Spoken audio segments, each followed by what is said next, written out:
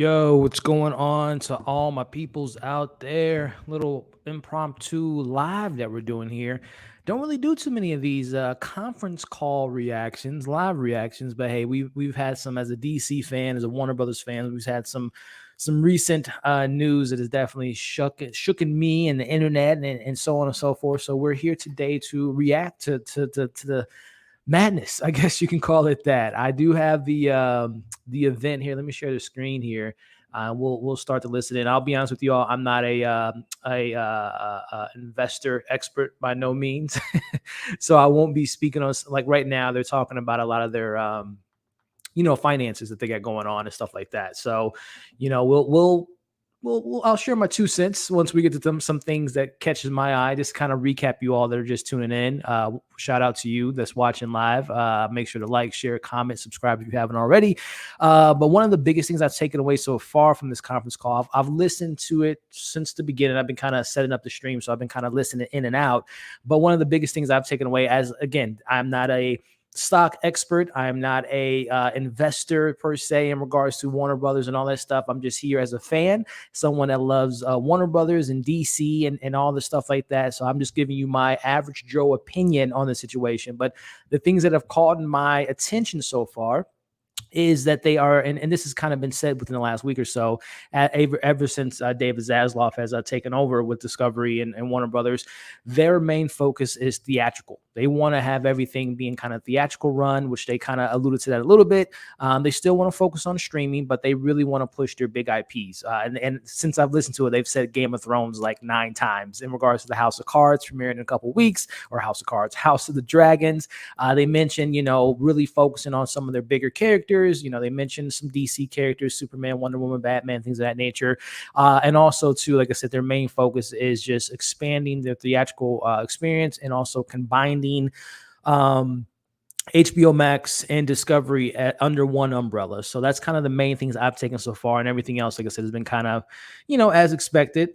This is a call for investors. So there's a lot of numbers, as you guys see, graph cards, pie charts, things of that nature. So we will be reacting to the live conference here in a bit. But again, I'm not an expert by any means. I'm just reacting to it live and giving you all my 2 cents on things that are like, oh, I know what they're saying there, or get my reaction to when they talk about potentially some of their more recent canceling of things and reshifting of things and whatnot. So with all that being said, like I said, right now they're talking about their earnings and their forecasts. Let me go ahead and turn up the audio. If you guys are watching live, again, appreciate you.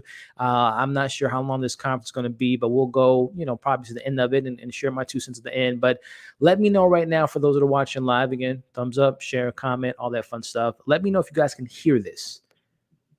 We expect to convert approximately put a 1 in the chat if you guys can hear the individual that's talking cash flow in 2023, as we make progress towards our long-term target of approximately 60%. Yeah, we're going to probably, unless there's some heavy investors in here, we're going to probably mute this until they get to the fun stuff. But let me know again, if you're watching live, you guys can hear this. Put a 1 in the chat for me.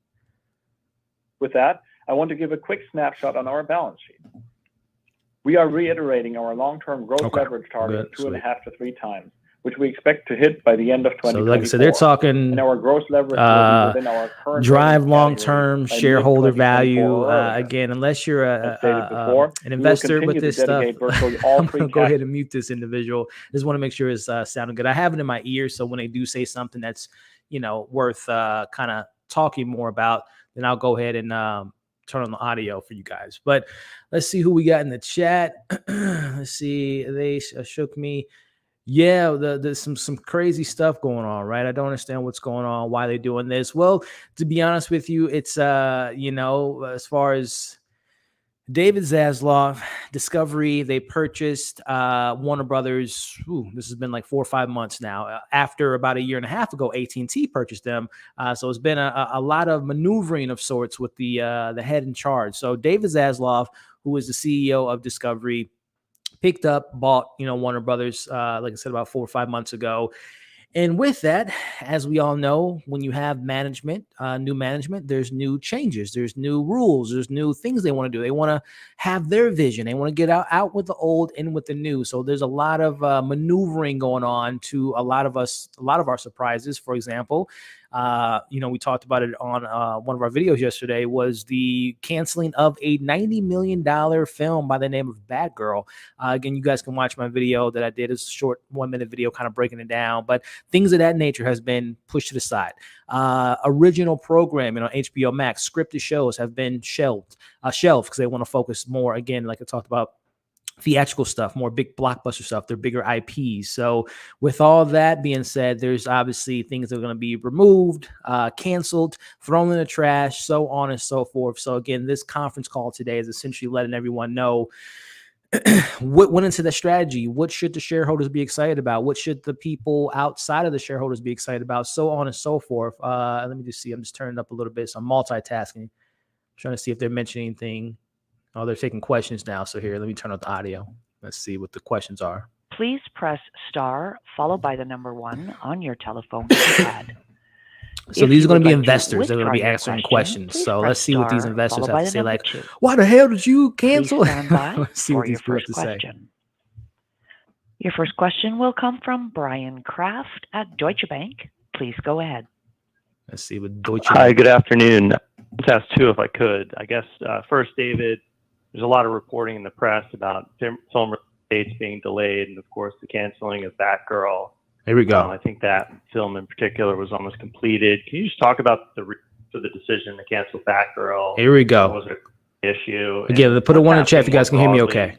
Warner Brothers film business, changes you might be making, and particularly the direction you're taking with the DC universe. And then just had one for JB on the FAST product.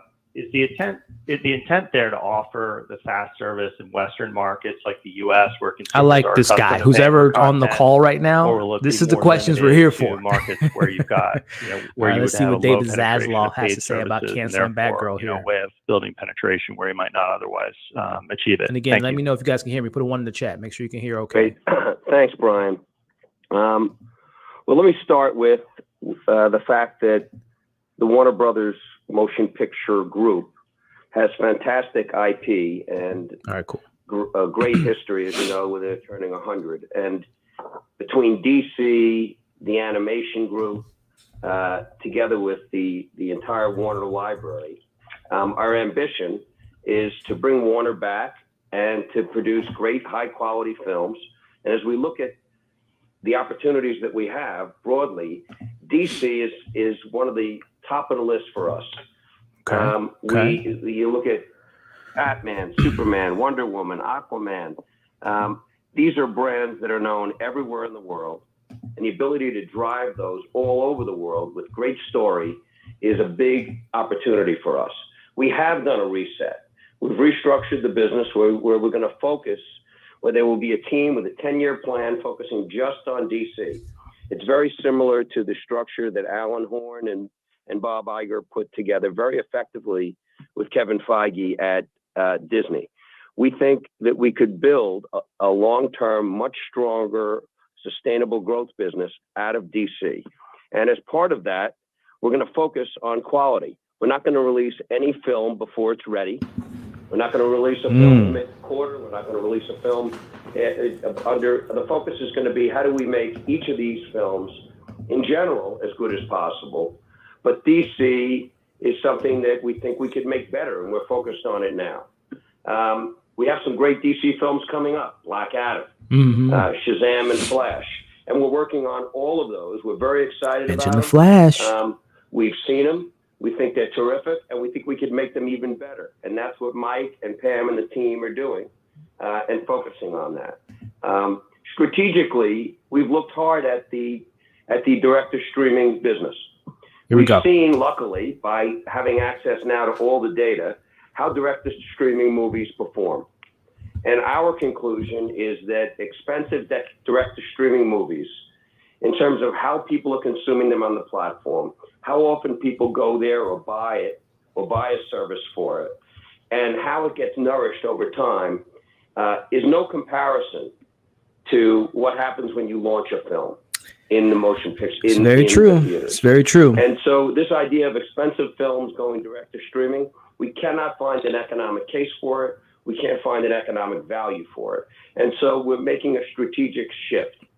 As part of that, we've been out in the town talking about our commitment to the theatrical exhibition and the theatrical window.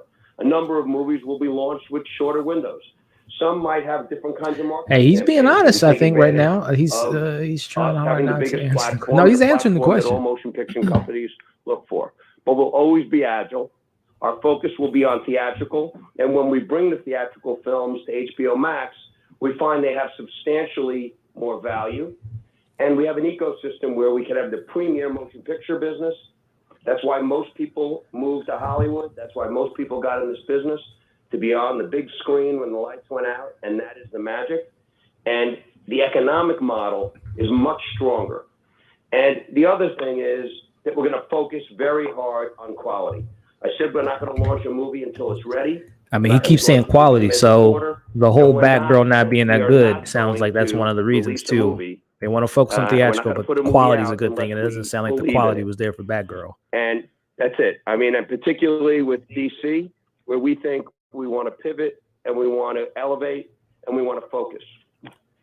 And Brian, on Fast, 2 quick comments. Number one is just a reminder that as we look at that space, the content we're talking about that would be in that kind of a product would be totally different than the content that will be in our premium SVOD offering. So number one, the distinction is totally different. And with over 100,000 titles or episodes across our combined portfolio, there's a lot of content that wouldn't necessarily make sense in a premium product that might make sense in a Fast. The second thing is on a market by market.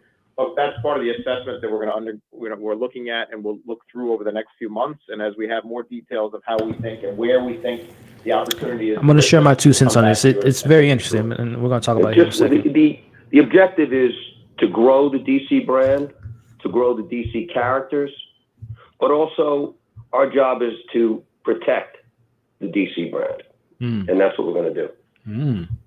Great, Okay. operator. Let's head to the next question, please. Okay. Operator, Next question here. Your next question comes from Jessica Reif-Ehrlich of Bank of America Securities. Let's see what Jessica talking about. Thank you. I hope you meant questions. So if it's okay, I'd actually like to go around to each one of the speakers. David, one thing, I mean, you're an amazing set of assets, but one thing that's clearly being challenged are your linear networks. And I think the big surprise in Q2 results so far is how bad video sub losses are in the U.S. So can you just talk about your longer term view of your linear networks? For JB, just on the content side, it sounds like sports news are going to be an important part of your content strategy. How different is that from linear? How are you thinking about getting new content for direct to consumer? And then Gunnar, just on the guidance. So if you take your 22 guidance of $9 to $9.5 billion plus $2 to $3 billion, I guess synergy, we're at 11.5 to 12 billion for 23 as a base. But what about if DTC's direct to consumer losses are peaking this year and coming down? Can you give us color on the magnitude? Upfront, it sounds like pricing was great. Film should be normalized. Where do you see the underlying growth? Well, why don't I start with the linear business? Because we're big believers in the linear business. There is some secular decline. There's been secular decline. It's leveled off. It's declined more. In the end, you look at March Madness, the biggest numbers since '94. The NBA up dramatically. That was at a time when people said nobody below a certain age is watching. Well, they're tuning in for sport. All right, let me just mute Mr. David for a second. So just to kind of recap. So the question from one of the gentlemen, the first question that the gentleman asked was about the recent news of Batgirl being canceled.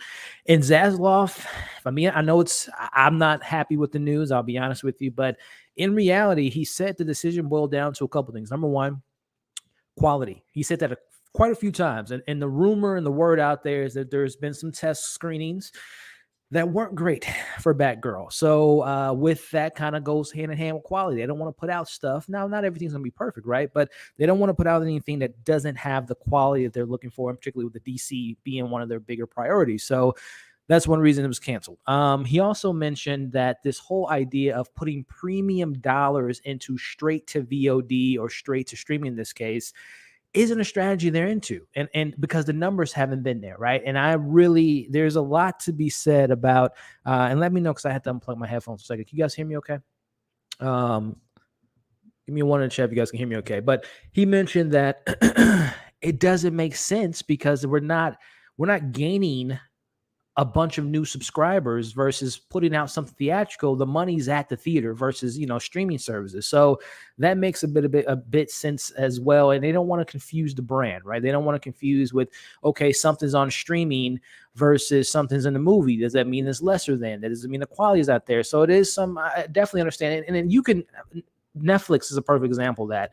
Just a few weeks ago, we got The Gray Man, $200 million+ production on that film, and I enjoyed it. You can check out my thoughts on it. But The Gray Man, 6 Underground, Red Notice, Army of the Dead, Netflix, and we hear constantly how much money, billions of dollars, that Netflix is constantly losing in putting all these premium movies on their service. They're not gaining a ton of new subscribers as they would have if these films were available in theaters. So I can understand that idea. It's cool for us as consumers to have these big projects, to be able to see them at home day one versus waiting to go to theater and waiting for it to come home. But in reality, from a business, these films aren't really doing the numbers that they would. The whole idea of putting a premium movie on a streaming service is to gain as many subscribers as possible. But nowadays, there's so much streaming services out there. There's so much content out there that is not bringing people to the service like they initially thought. So I understand. What's up to Coop? What's up to everyone just entering? We just heard. I'm going to put it back on for you guys can hear the next questions. But the question at hand was, the first question that one of the investors asked was, why did you cancel Batgirl? And essentially, David Zaslav said, we're deciding to go with quality over quantity. So he pretty much said that Batgirl wasn't the quality they're looking for. And also, it just doesn't make sense from a logistical standpoint and a business standpoint to put all this money, $90 million in this case, $90 million to a film that isn't strategically making us money. Right. I was looking forward to Batgirl, but Batgirl's not going to bring, 100 million, 10 million new subscribers just because Batgirl's on HBO Max. That's not happening. So I can understand from a business perspective why they pulled the plug. The only thing that's still kind of baffling is that you're making $0 off of it, right? I know they said there's going to be a tax write-off and all this stuff, but it still kind of crazy that you just threw away $90 million. And I say throw away because, again, they're going to write it off in tax, but it's still kind of baffling in that sense. But I understand why they don't want to confuse the brand. So with that being said, let's check in what other questions these investors have for Zaslav and the whole team that they have here. In news, I'd say it's really more about, we see live news as still a critical, healthy, important part of the traditional pay TV ecosystem. And there's been some news on Twitter too that we'll probably check in and with you in a little bit. But that long-form factual programming from CNN in particular. What's going on, Coop? How we doing? All right, you guys can hear me good. Thank you. That has a natural home and a huge demand that we can satiate now. Yeah, 100%, Coop. This morning, and then eventually sitting firmly within. So, Coop, they mentioned Game of Thrones like 20 times since I've been listening to this. They're really pushing, so they don't want to confuse. Their streaming shows they're going to be pushing for. CNN.com and the CNN. They know they have like streaming shows are it, right? House of Dragons, so on and so forth. But they're saying that they're not going to be putting premium money for movies that's going to be on their platform. But House of Dragons is definitely not going to be affected. They, like I said, Coop, I've been listening to this call when they first went on before we went live, and they mentioned House of Dragons like 20 times. Like they were really pushing for that, but they definitely don't want to, again, muddy the water with expecting people to get premium movies on their platform. So House of Dragons is still good. Now, as far as like movies, I don't think they'll be making any Game of Thrones movies on HBO. If that is the case, they want theatrically released films are their bread and butter. Is pretty much what David Zaslav was getting at. To us prior to closing versus what we now view as the legacy Warner Media budget baseline post-close. And to answer your question specifically, that your walk from the 9.5 for this year to the 12 for next year, the math is obviously right. So you are right, $2 to $3 billion of synergy capture, as I said. I also do think that we're going to see some flow through from the course correction measures that we have implemented right after closing that should support the first quarter, second quarter of next year. So if you put that together, the answer is yes. I'm not really assuming any meaningful growth in the underlying growth in the business as usual in those numbers. The main reason is, as I laid out in the outlook for Q3, it's a macroeconomic environment. There's more right now. Financial jargon right now, I guess, was one of the questions. Financial questions there. Significant underlying improvement here in the core business. That said, we are super excited about the progress we're making on the synergy side. David spoke a little bit about the linear business. I do think that there are further cost opportunities there. So we'll keep monitoring the external factors. We will keep doing the work for the areas that we control and update you as we go along. Great, thank you. Great, operator. Let's go to the next question. Your next question comes from Doug got a good question here of Credit Suisse. Please go ahead. From Doug, Mr. Doug here. Thanks so much for taking the question. So, Gunnar, following through on that, the 33 to 50% free cash flow conversion in 2023, what's holding that back from your usual 50 to 60% that you talk about? And does that get cured by 24, or is that low? All right, so Doug is getting into the nitty gritty of the financial side of everything. And again, if David Zaslav said anything, for the average Joe like myself talking about movies and shows, then we'll turn it back up. But again, just to kind of recap, guys, and shout out to everyone watching live. We got D Movie Man in the building. We got Phil Moore. We got Coop the Bully. We got the Cooper Broom in here. Appreciate you guys tuning in again. Thumbs up, share. Throw your questions, your thoughts, your concerns, how you feeling about the DC. Do you feel like it was a good decision to remove Batgirl, to remove some of the original programming from HBO Max? Are you opposed to it? Are you happy about it? Are you an investor? Are you yourself an investor with WB? And if so, are you happy with your investment? Are you disappointed? Let me know in the live chat. And of course, those watching on the replay. So let me switch screens for a second here. I'll tune back in. I'll pop it back up when they get into some more juicy stuff. I have it in my ear here. We're doing a lot at once. We're doing a lot of stuff right now. We're multitasking. So I want to pull up some of the big things that they've said on my Twitter feed here. For example, David Zaslav. Let me see if you guys can see that. Okay. Okay, you guys let me make it a little bit bigger for you. There we go. So one of the things David Zaslav mentioned was, DC. And as you guys can see here, David Zaslav says that they are setting up a team at DC with a 10-year plan with a significant focus on quality. He notes Kevin Feige's Marvel Studios model as inspiration. Listen, as a DC fan, that's great.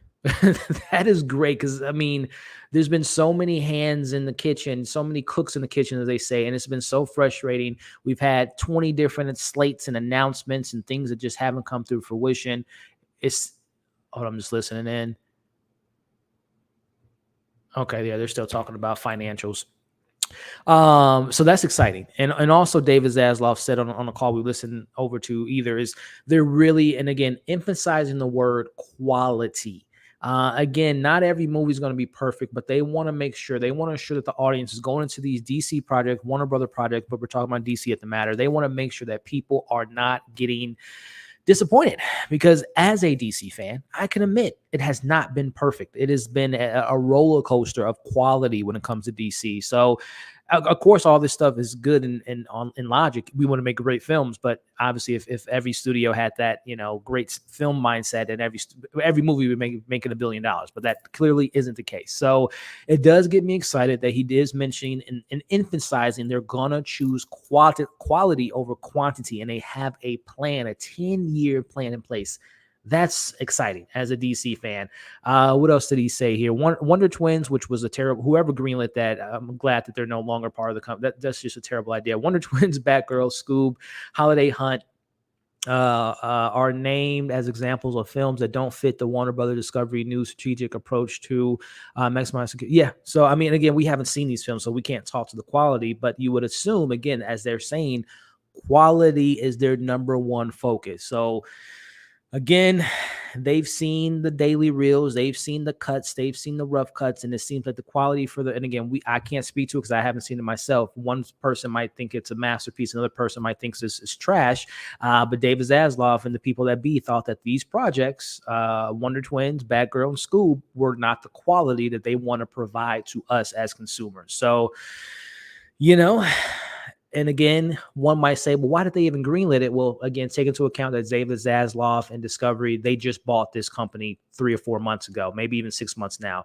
And all these projects that we're seeing being canceled were already greenlit before they came into ownership. So they're at the point now where like, we're the new owners. We don't like this stuff. We're gonna implement ourselves right now. We're gonna release this, unleash this trash. And again, I'm not saying that the creators behind this are intentionally making bad content. I'm just obviously being a little bit funny, but they're just saying that they're not up to the quality that they want to provide us with. So, hey, it's this is why they make this is his business, right? Him and his team, and more on Twitter is people talking about the strategy that Kevin Feige has put into place, which is consistency, but also a plan. Which, if we're talking about plans, it's funny how Kevin Feige, DC, and Star Wars, all under one roof. They don't seem to have a plan, but neither here nor there. We're talking about DC. So a 10-year plan, getting that in place, and quality being their focus. Those are some key words that gets me excited. So let me know in the chat how you all feel about, artist subjective. You're so right. You're 1000% right. That's what I'm saying. But at the end of the day, they're the ones that's financing these films. They're the ones that's putting their dollars where their mouths are. So they want to,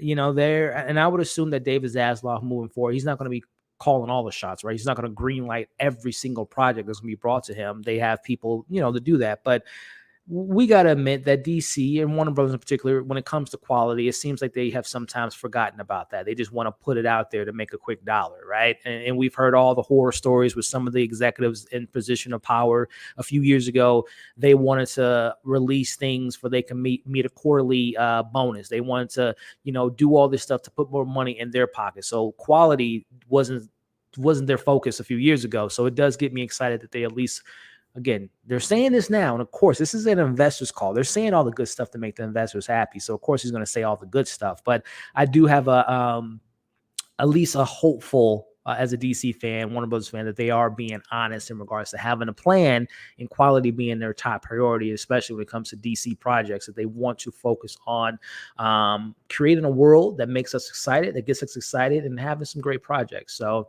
let me see. Let me turn this back up and see what he's talking about.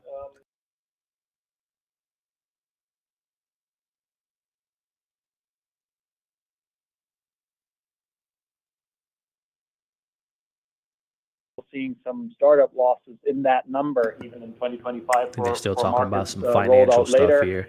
And we do continue to see, even for the combined company, what's going on, DJ? Margin opportunity of HBO Max is going to dissolve into. Yeah, and just to let you know, Andrew, they did confirm that too. Let me turn this down. They did confirm that is the case, that HBO Max will merge into Discovery. So that was something they mentioned pretty early on in the conference call. What's going on, Michael? How we doing? Andrew in the building. Was good. Let's see. I think DC does not need a cinematic universe. It was amazing. I feel like they should give a good director.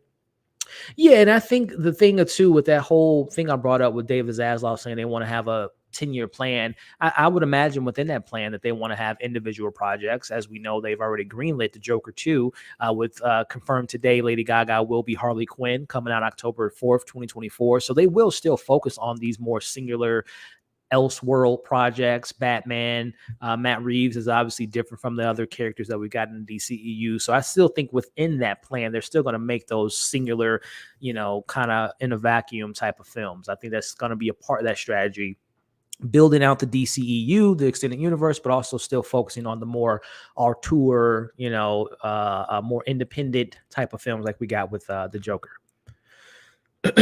you would think that this idea was common sense, but nice to see. What do they say, Coop? Common sense ain't that common, right? Unfortunately, some of these Ivy League CEOs and people in position of power, they look at things only as a product, and they don't have, and that's what makes Kevin Feige, not that Kevin Feige is just like completely perfect. He's 10 for 10 on everything he's made and produced and put out there. But Kevin Feige has shown that when you have a plan, sometimes it doesn't always come to fruition, but if you have an end game and you have things in place and you have strategic ideas and you learn from your mistakes, you can build out a cinematic universe, which they've done in a great way. So in theory, it does make sense that quality would be your number one goal. A plan would be your number one goal, but unfortunately, sometimes dollar signs get affected by that. Other people decisions get affected by that. So hopefully, Zaslav and this new ownership has confidence in themselves that they're going to be making common sense decisions. So one would only hope, right, Coop? Let me turn this back on and see if they're talking about anything juicy here. One company come behind that, and we think that product is going to be superb. And, that is what it's about. Curation. It's about quality. Consistency is big. Screen Pop, I agree. And so the center spoke of that is the quality of HBO Max and that team. We've already started creative meetings within the HBO Max team together with, we now meet no one asked for that. All the creatives at the company. That's something that we've initiated with me on the line. Whoever called that shot was crazy. In addition to the multiple overall staff meetings, but the creative meetings with everyone together has been really effective and a way to not only talk about storytelling, but talk about how do you share content. And it's good points, Fillmore. Good points. Great talent. So very encouraged and very supportive. Are they bringing back Ray Fisher? I don't know. He's working with Zack Snyder right now with his Netflix movie. So I don't know if they want to work with WB anytime soon. And to have a low churn number.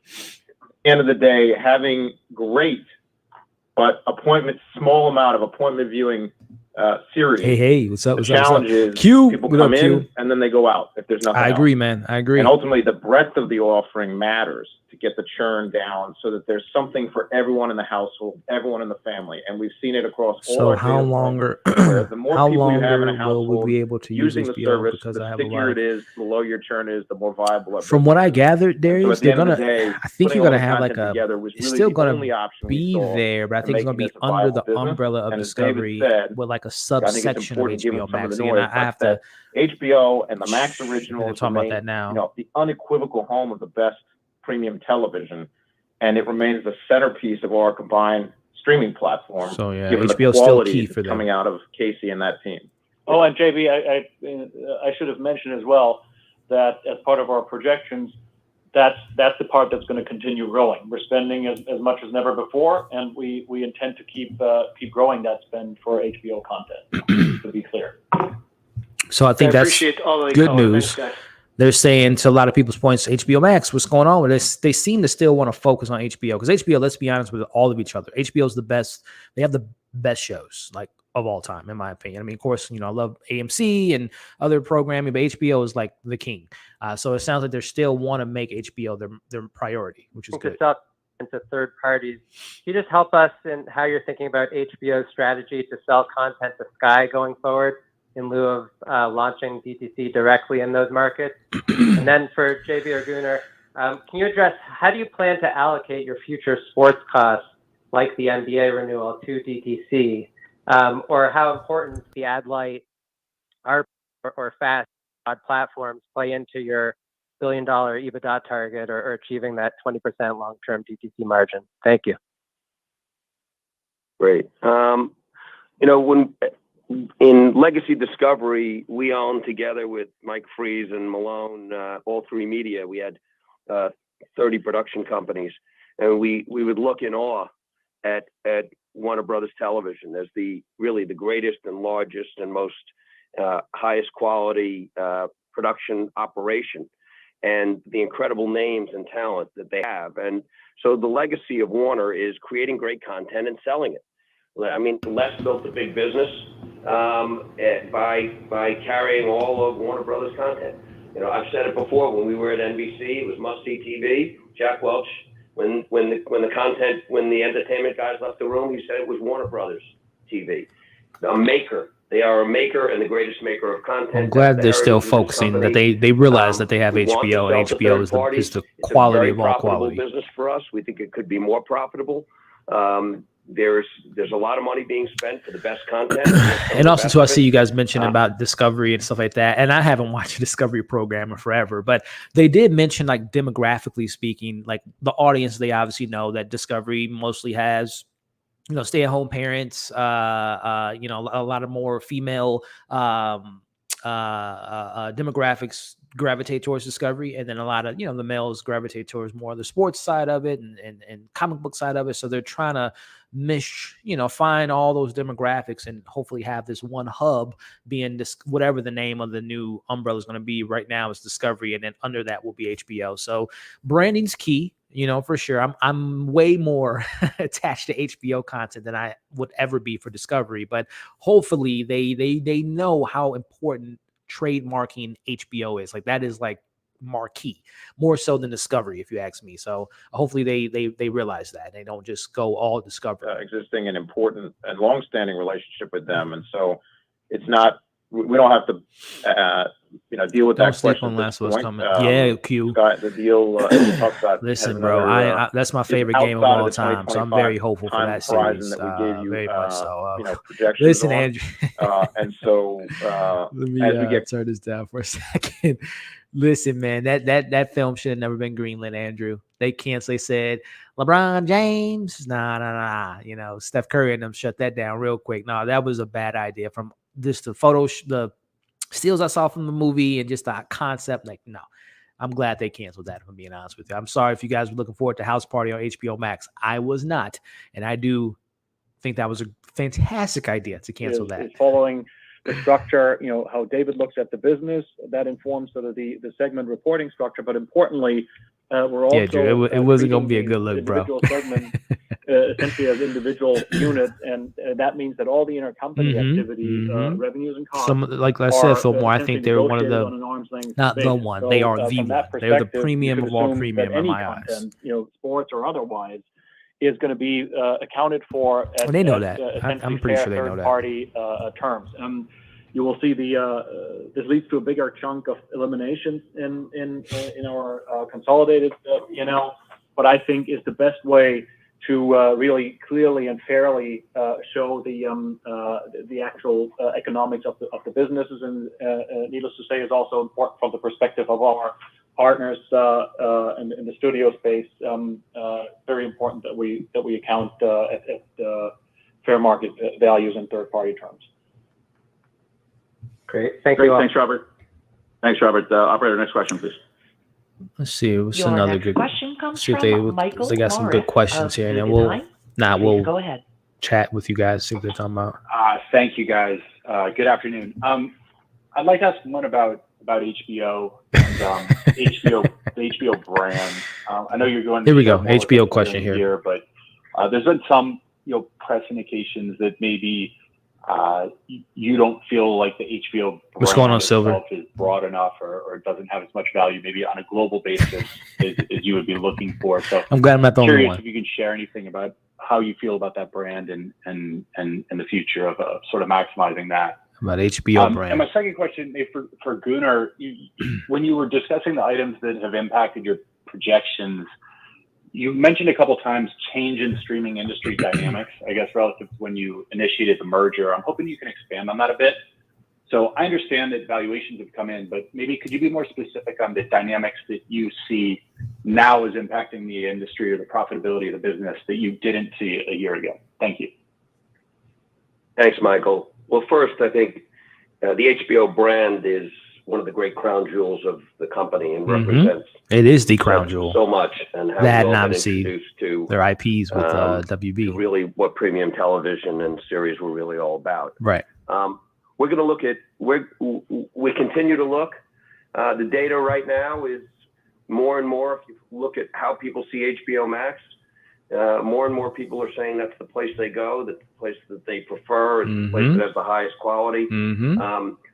That data looks different than it did a year ago. I passed on that movie. I wasn't into it. I watched the first episode. It was okay, but it didn't hook me. And we're evaluating, and we'll let you know when we make a determination.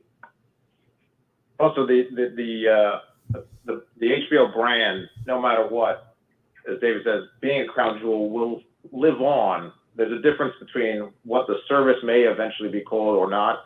Y'all need to keep it HBO. Do not change that name. That's an idiotic move. Y'all change that name. Brand that stands for the best of television quality. So that remains unchanged in any scenario in our mind. Whether it's in the Topco name or not, and we'll keep you Listen, posted as we keep make the final name, guys. Like if it ain't broke, don't fix it. Mike, on It's the brand recognition. on the industry dynamics, look, I Do think not it's change the clear HBO that, logo or over the brand past or 12 name, months and even more even so if over it the past, comes from the 6 '70s. months, I mean, what was it? HBO stands for home a box lot of office. the That's viewpoints that's here brand have changed, and recognition. You most can't importantly, change when it comes that. to industry-wide subscriber growth, top line growth.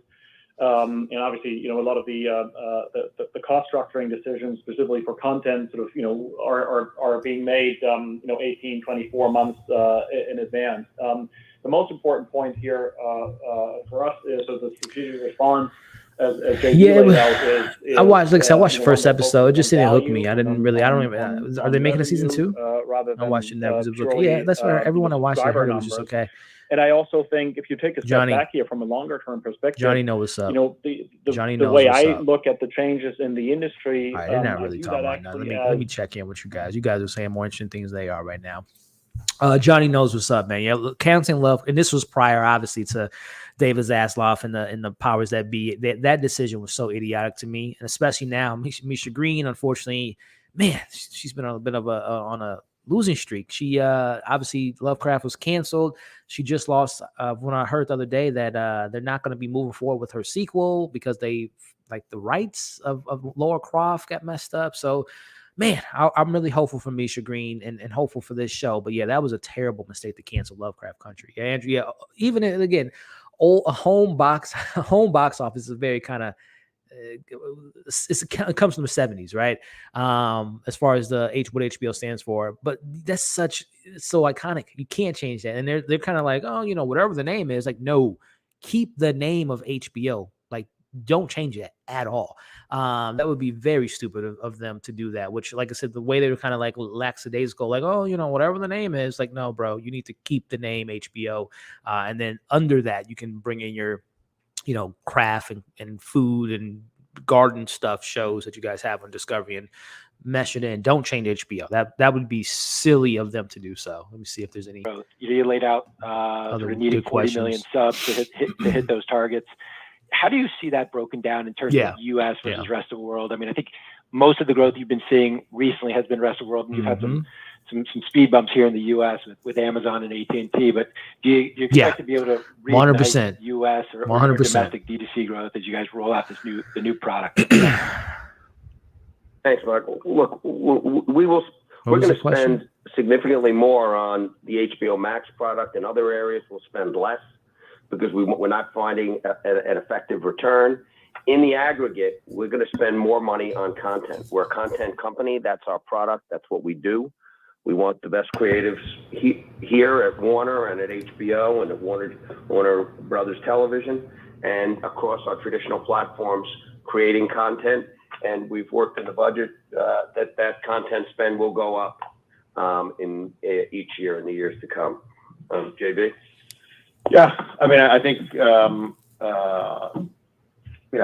we ultimately are going to be measured in terms of our spend. As David said, we were reprioritizing what we're going to invest in. In terms of the penetration, obviously the U.S.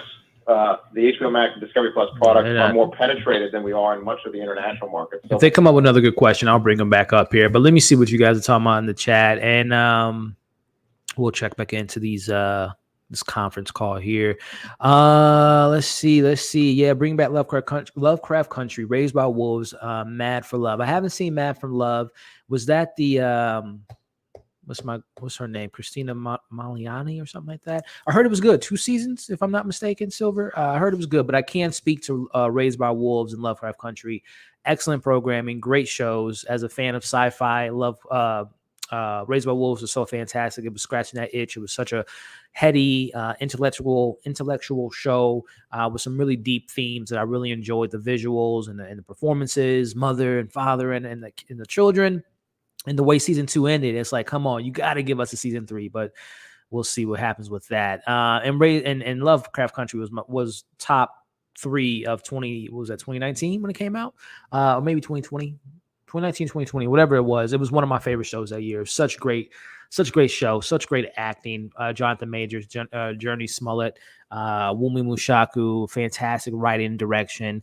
Rest in peace to Michael K. Williams. It was just such a fantastic show, and it had so much potential with who was their child. There was time travel. There was so many great social commentary within the show, some great horror in the show. It had it all, man. I miss Lovecraft. So yes, I totally agree with you, Silver. Again, I can't speak to Made for Love, but those other 2 shows, I definitely would love to see them find a home on HBO where they were originally, or hopefully find another place like Apple TV would be great for those shows too, especially.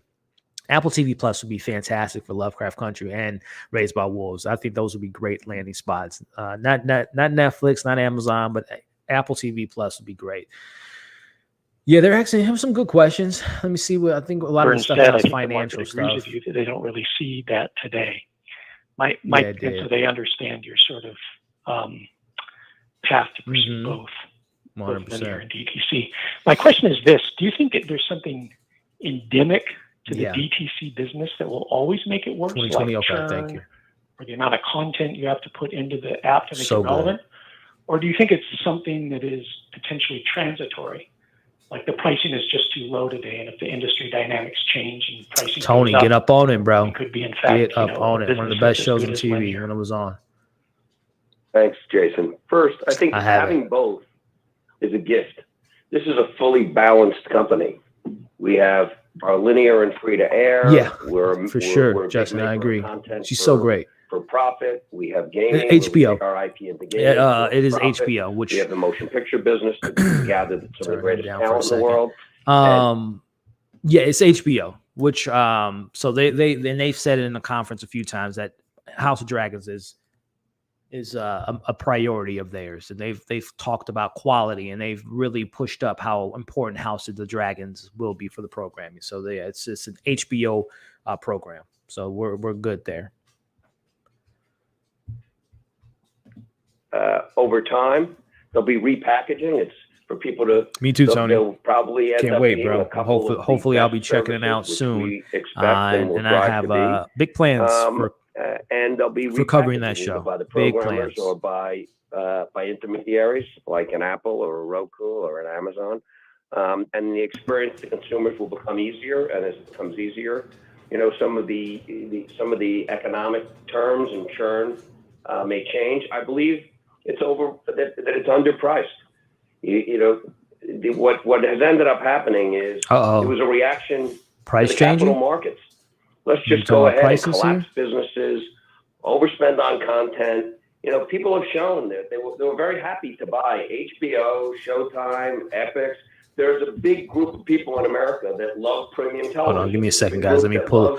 We have this conference take over for a second. I'll be right back. They're willing to spend a lot of money domestically and outside the U.S., not as much, but they're willing to pay.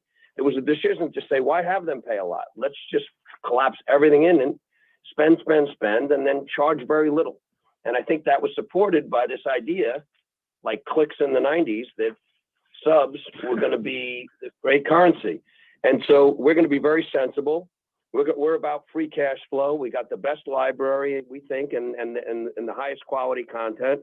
We think we could build a great business, streaming business, to touch everyone, but we're not collapsing businesses on it. And I think sensibility will be that there'll be a lot of people that are willing to pay a lot more for the quality that we have.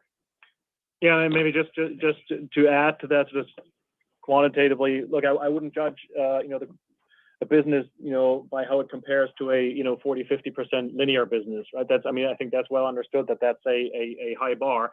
We reiterated earlier that we see 20% plus margin potential for the D2C business. We are assuming moderate price and ARPU increases as JB laid out. Look, at the end of the day, the last thing I would also say is it's not either or. I mean, the strength of our business and our opportunity here is the fact that we can, manage these various distribution outlets at the same time. And I think these ecosystems will coexist for a very, very long time. And that's where we really get the superior returns for our content investments, that we're able to monetize the content and get a return on every dollar spent across so many platforms. We effectively have 4, 5, or 6 cash registers.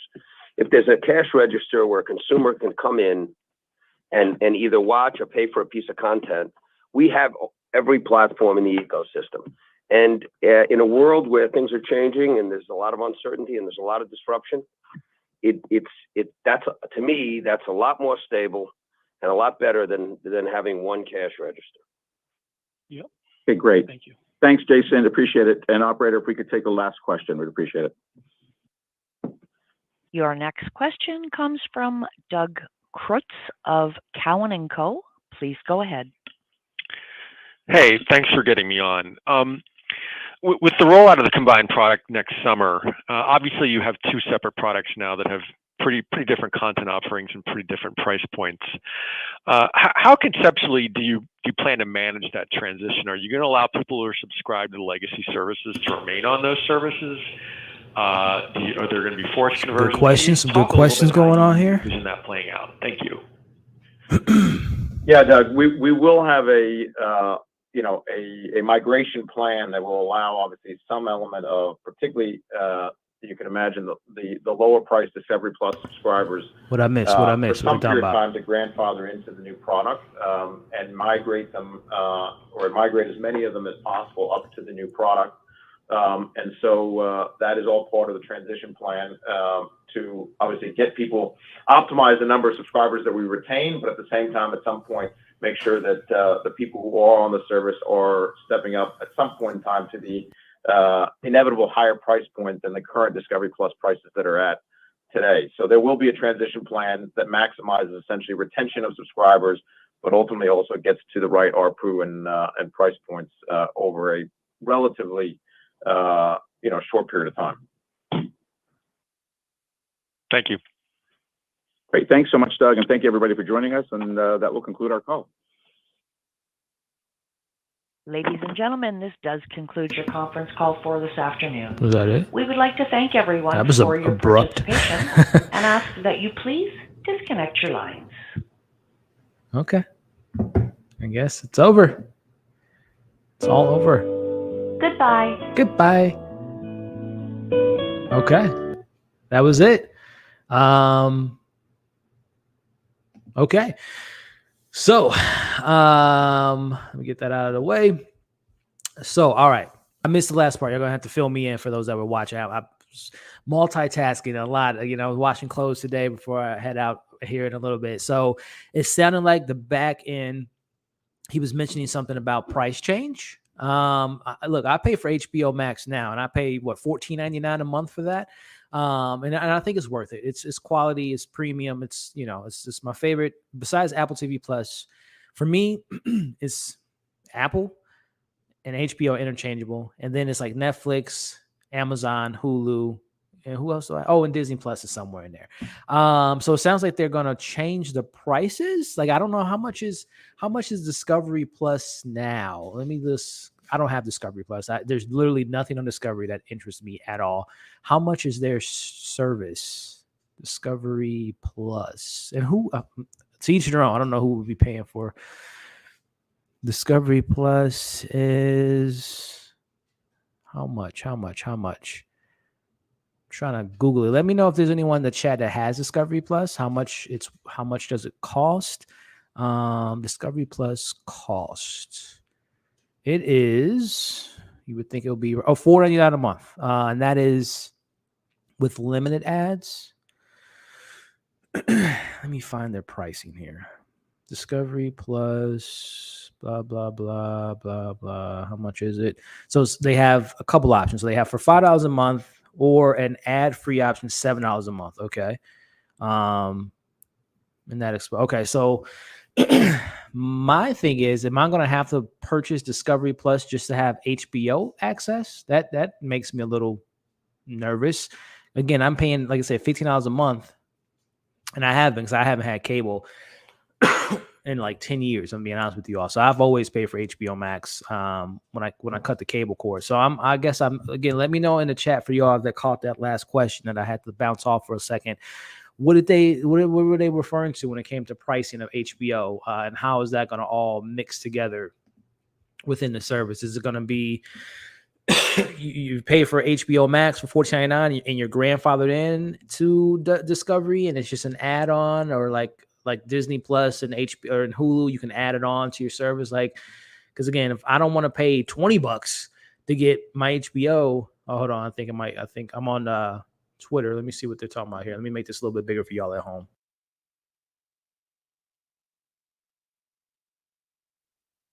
All right, so David Zaslav claims they will spend dramatically more on HBO and HBO Max content over the next year, pushing back on reports that cuts would become. Okay, so that's good. So that was a question a lot of you all and myself had is, is HBO Max going anywhere? So no, they're going to be actually they're pumping money into it, which is fantastic.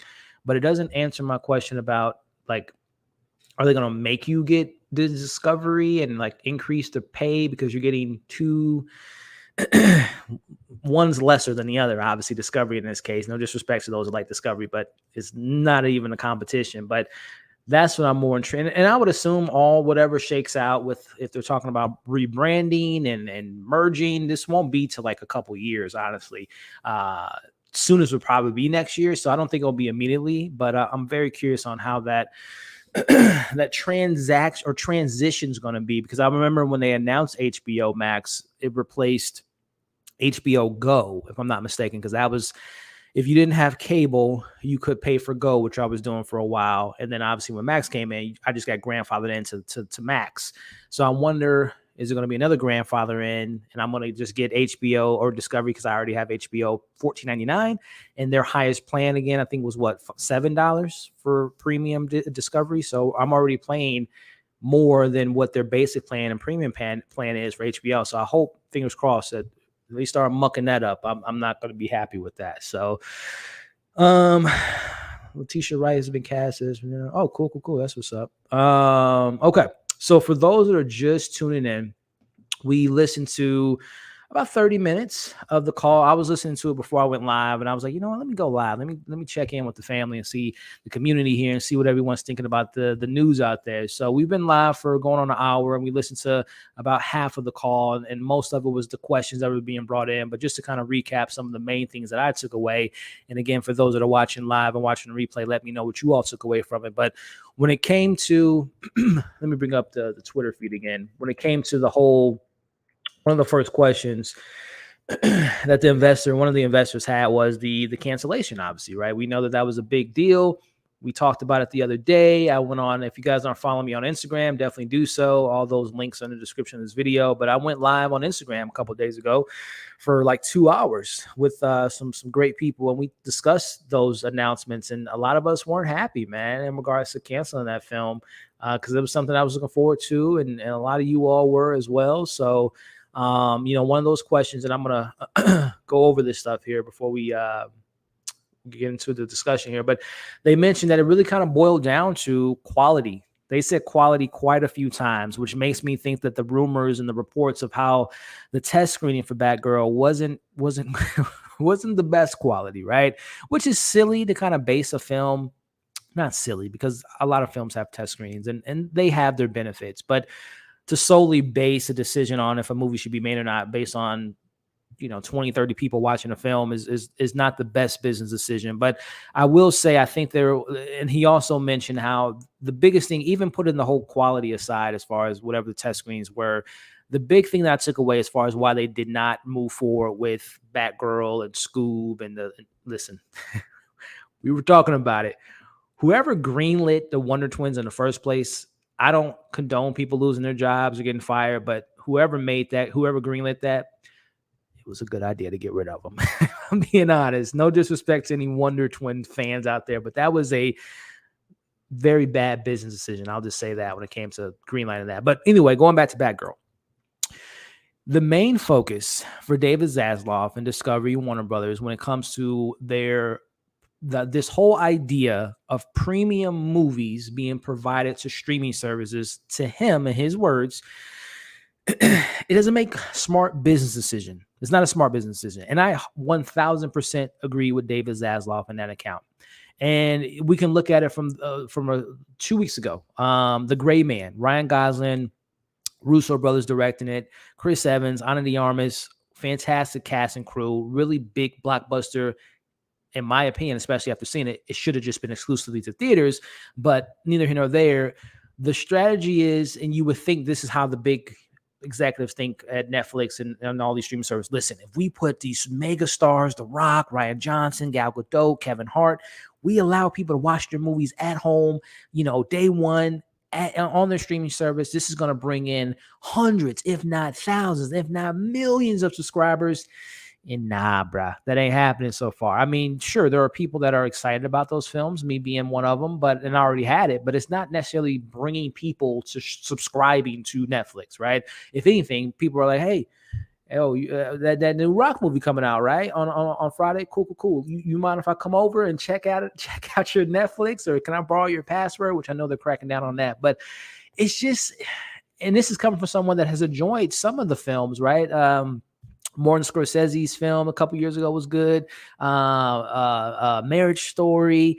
There's been, Amazon has some great direct to VOD or direct to streaming. I know Prey's coming out this week. So there are good examples of things that are, I'm not saying that they're bad quality, because there has been some bad quality, but they're not all bad. But it's just like, you make more money at the box office, right? Why are you putting all this $200 million on a streaming service on a movie? It's bad business. It is a bad business decision. So that was one of the reasons. $90 million, have a premium movie on HBO Max. It just, for their new strategy, it just doesn't make sense financially. And it makes sense to me that they made that call. And then as far as moving forward, it sounds like they're not going to be making any more premium movies at all on this new ownership. They're not going to. They did say that HBO, one of the articles that we just read off, was that they're going to continue to pump money into HBO and HBO Max as far as TV goes and series goes, but no more movies, which, we'll see. Again, I can't think of an original HBO Max movie that I was like, man, that was like fantastic. I can't think of anything off top. And there's been, not a lot, not as many as Netflix, but there's been a good amount, but none are standing out to me. And I'm not including the ones that went like same day, like Dune and, movies like that, or Matrix and stuff like that. I'm just referring to that was like specifically made for HBO Max. Can't think of anything that stands out, but so no more movies on HBO Max and HBO. No more original movies, which, to each their own on how you guys feel about that. Let me know in the chat. And then as far as like moving forward, it sounds like HBO and HBO Max will be their main priority for programming with series. And they emphasize how HBO with House of Dragons will be a priority moving forward, and having premium shows is something they want to focus on. But the thing that kind of got me a little nervous again was this whole like merging of Discovery and HBO Max, and are you going to have to pay more, and are they going to rebrand it, which would be so silly, very silly if they changed the name of HBO just to fit within their Discovery brand. That would be so idiotic in my opinion. And what else did they mention? For my DC fans, me being one of them, let me pull up this article here that we talked about, which I am very, very excited about. Oh, I didn't read this one earlier. Warner Bros. Discovery state that kids and animation content will be seeing a broad range of cuts. Oh, okay. So they're going to be cutting a lot of the animated shows. Oh, sorry, kids. No more. I don't even know what kid programs they will be referring to, but okay. So we talked about David Zaslav canceling Batgirl. We're not going to put a movie out unless we believe in it, particularly with DC. So again, it kind of talks to, in his eyes, the movie wasn't good. So David Zaslav says objective is to grow DC brand. So yeah, we're going to talk about that here, because that's what, here it is here. So as a DC fan, this is good news to me. This is again, acknowledging that this is a conference call with investors. So, of course, they're going to say all the right things. But I do think there is some validity. I think there is a priority with David Zaslav and the powers that be that want to focus on their crown jewel, which is DC Comics. As you all know, that's been part of this channel for a while. I'm part of this community. I love Marvel, no doubt. MCU, top-notch. Captain America, Iron Man, Spider-Man, all those characters are fantastic. Thor, so on and so forth. Avengers. But listen, I'm gonna be honest with you all. If DC ever gets their shit together, it ain't really a competition, if I'm being honest with you all. Because again, we're talking about Captain America, Iron Man, Thor, great characters in their own right, but they ain't the Trinity. They ain't the Justice League.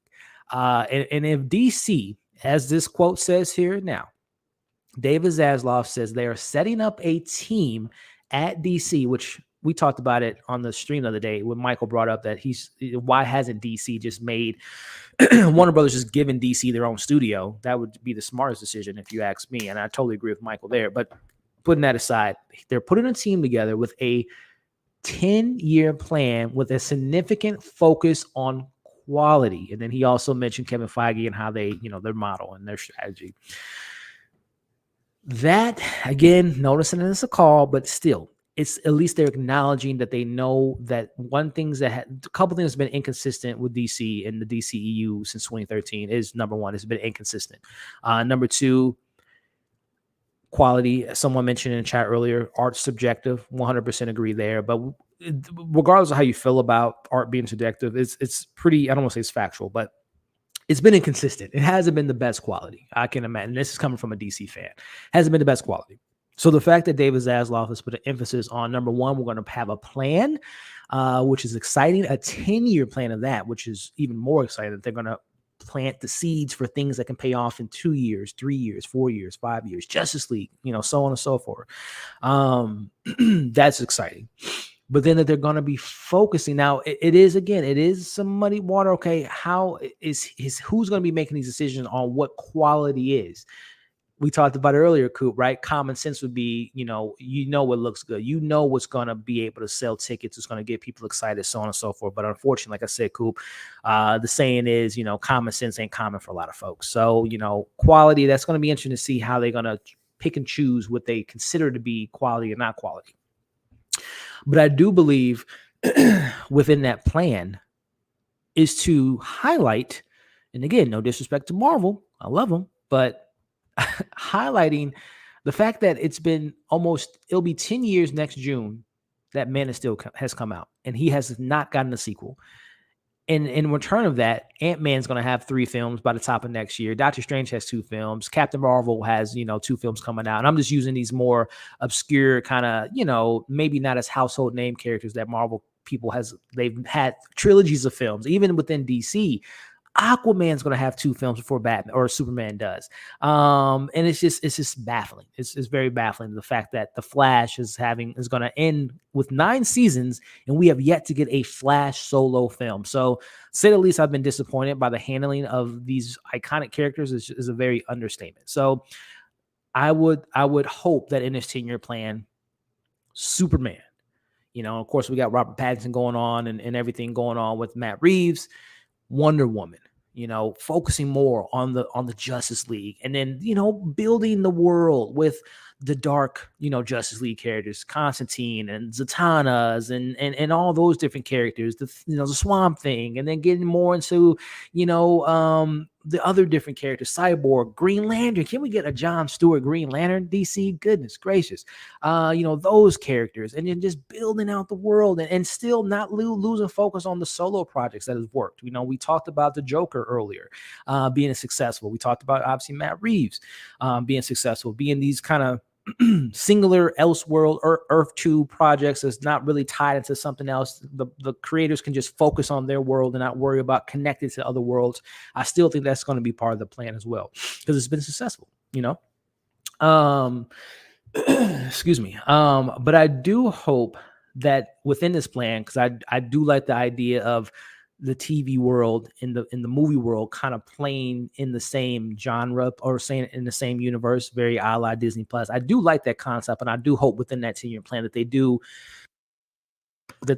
somehow, some way allow the TV world and the movie world to kind of play together. I'd like to see that, which, we know Matt Reeves is doing, if that's still part of the plan, the Penguin show, tying into obviously Batman and all that stuff. So again, that's exciting. 10-year plan, quality. I like that. But again, we'll see what they mean by quality, because, you know, as soon as they put out their first quality or lack of quality, we're going to bring that quote up. Be like, hey, Zaslav, what happened to the focus on quality, bro? Because that movie, you know, if they do end up greenlighting another Wonder Twins, like, where was the quality in that decision? But we'll see what comes of that.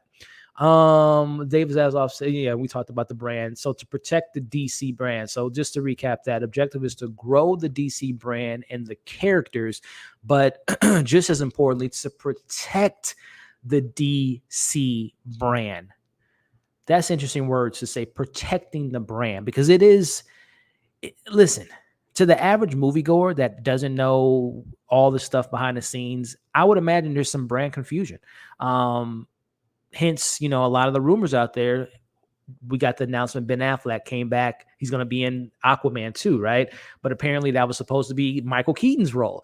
And apparently the test screenings, people were confused. Like, wait, why is Michael Keaton in Aquaman? And so, again, protecting your brand also means not having confusion and people not understanding, wait, what's going on here? Which I do think sometimes studios don't give people the benefit of the doubt. But to be fair, there are people that aren't up to snuff, that aren't watching this discussion, that aren't watching lives and keeping up with all the the inner workings of these characters. So I get all that. So it's interesting that they are saying that they want to protect the brand, which is another, as a fan of DC.